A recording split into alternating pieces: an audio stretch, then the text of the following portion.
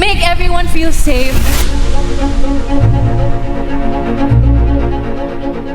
One concert is hard enough. Can they survive 3 days? May something talaga eh. Ano na, iba na yung nararamdaman ko. Parang umabot na siya sa ilong ko, yung lalamunan ko. Parang alam mo yung mabigat na talaga siya.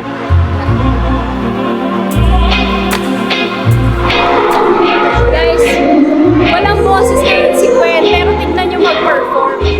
Hindi ko talaga naramdaman. Alam ko lang may problema si Gwen. Hindi mo nahalata dahil hindi rin nila pinahalata.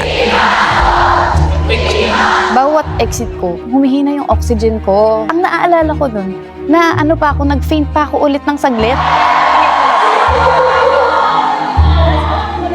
Kaya ba niya? Kasi anong sasabihin natin sa mga tao?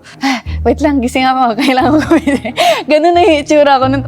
Actually, ang kabado kami doon. Baka nasa stage bigla siyang bumigay. Tapos nakaabang kami tuwing lalabas.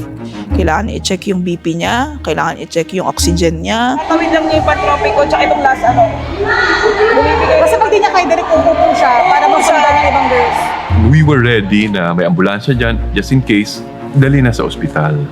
But si Gwen mismo yung nagsasabi na ayaw niyang padala sa ospital, give her time. The will to do this, talagang wow, itong manipis na babaeng to, will to do it.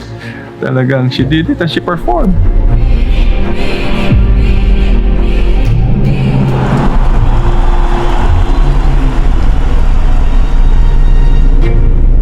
Feeling ko rin si Gwen ayaw niyang mawala. So talagang nilaban niya yung concert na yun. Sa pagod, sa stress din siguro, sa init. Nagulat ako kasi pagkalingon ko, nagdudugo na talaga yung ilong ni Gwen. Talagyan na